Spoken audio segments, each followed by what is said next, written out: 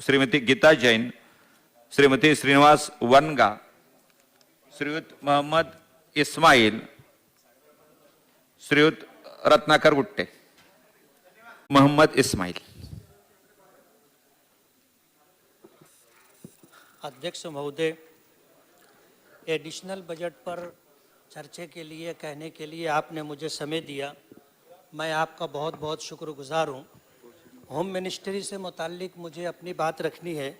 मेरी constituency Malegaon central 114 में law and order के हालात बहुत ज़्यादा ख़राब हैं और उसकी ख़राबी की वजह यह है कि बहुत बड़े पैमाने पर मेरी कॉन्स्टिट्यूंसी में ड्रग का, नशा आवर चीज़ों का कारोबार हो रहा है, जिसमें गांजा है, अफीम है, कुत्ता गोली है, एमडी है और इन जैसे नशा आवर चीज़ों का कारोबार बड़े पैमाने पर होने की वजह से मेरी कॉन्स्टिट्यूंसी के अंदर मर्डर के 9 हादसात साल 2020 से अब तक मर्डर के 2, हाफ मर्डर के 14, बलात्कार के 11, एक डकैती, जबरी चोरी 14, घर फोड़ी 41, चोरी के 91, 19 दंगे, आत्महत्या के 9 घटना हो चुकी है।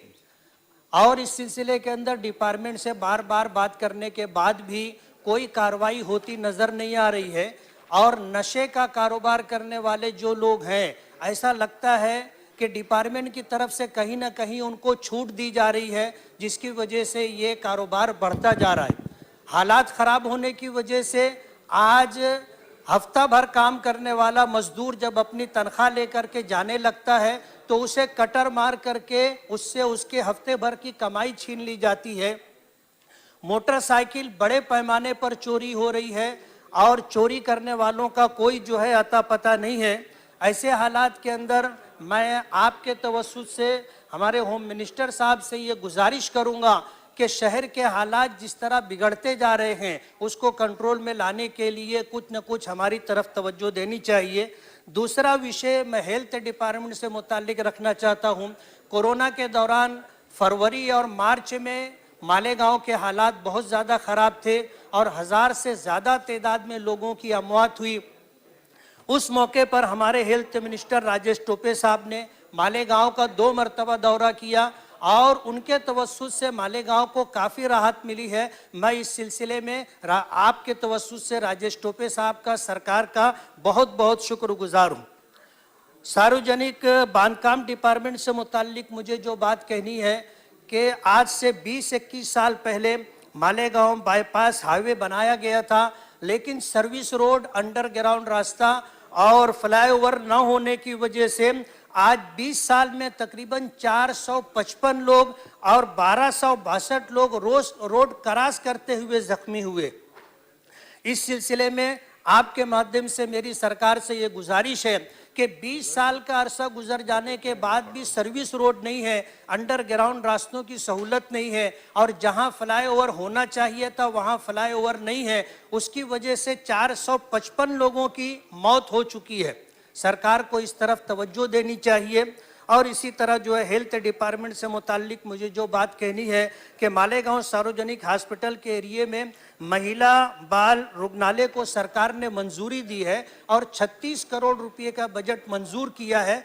अगर उस सिलसिले में बजट रिलीज हो जाता है तो उन महिलाओं को जिनको डिलीवरी के लिए बहुत दिक्कतों का सामना है, बच्चों के इलाज और मुआवजे के लिए जिनको बहुत तकलीफ है, उन लोगों को राहत हो जाएगी। इस सिलसिले में मेरी आपके माध्यम सरकार से ये गुजारिश है कि बजट जल्द से जल्द रिलीज करके तामीर का काम किया जाए।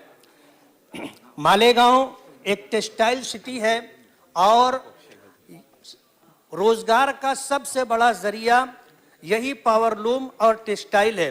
पिछले दिनों सरकार ने उस सिलसिले में एक सर्कुलर निकाला कि जितने कारखाने हैं उन तमाम कारखानों का ऑनलाइन रजिस्ट्रेशन होना चाहिए और उसके लिए जो अटी शर्ती जो कंडीशन डाली है वो ये है कि जो कारखाने की ज़मीन और प्लाट है जिस नाम पर है उसी नाम पर बिजली कनेक्शन मीटर भी होना चाहिए और पावरलूम परमिट भी उसी नाम पर होना चाहिए।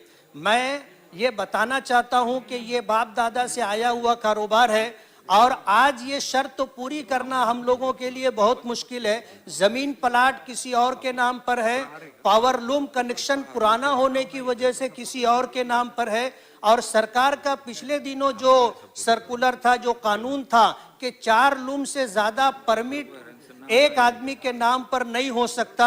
आज 24 लूम का जो कारखाना है उसमें 24 लूम के परमिट एक आदमी के नाम पर कैसे हो सकते हैं।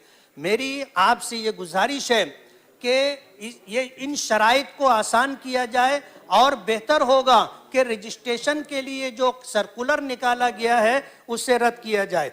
मालेगांव टेक्सटाइल सिटी है, एमएसईबी बोर्ड के तवस्सुस से पिछले दिनों बिजली मिला करती थी, लेकिन 2019 में प्राइवेट कलकत्ता बिजली कंपनी को, प्राइवेट कंपनी को ठेका दे दिया गया है 20 साल के लिए।